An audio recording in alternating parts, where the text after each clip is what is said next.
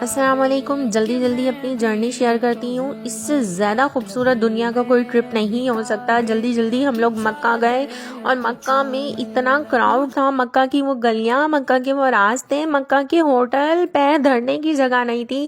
اتنے رش میں بھی اگر آپ عمرہ کر لیتے ہو تو یہ بہت بہت بڑی سعادت کی بات ہے.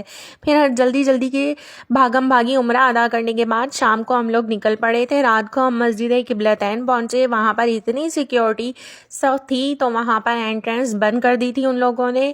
پھر ہم لوگ تھوڑی دیر وہاں اسٹے کیا. اس کے بعد ہم لوگ مدینہ روانہ ہو گئے. اور مدینہ میں آپ تصور کریں کہ شب قدر کی رات ہو، لیلۃ القدر ہو، اور آپ مدینہ میں موجود ہو تو وہ منظر، وہ چیزیں انسان کسی کو نہیں بتا سکتا ہے، اور ہر مسلمان کے لیے سب سے بڑی سعادت کی بات ہوگی. پھر ہم لوگوں نے وہاں پر پوری رات اسٹے کیا اور مدینہ میں وہ سحری کا منظر، اور وہ مجھے ابھی ان کا نام یاد نہیں آ رہا، اتنی خوبصورت دعا کروائی تھی انہوں نے، اور وہ مدینہ کی نماز اور مسجد نبوی کا وہ صحن میں نہیں بیان کر سکتی. اللہ تعالیٰ تمام چیزیں قبول فرمائے.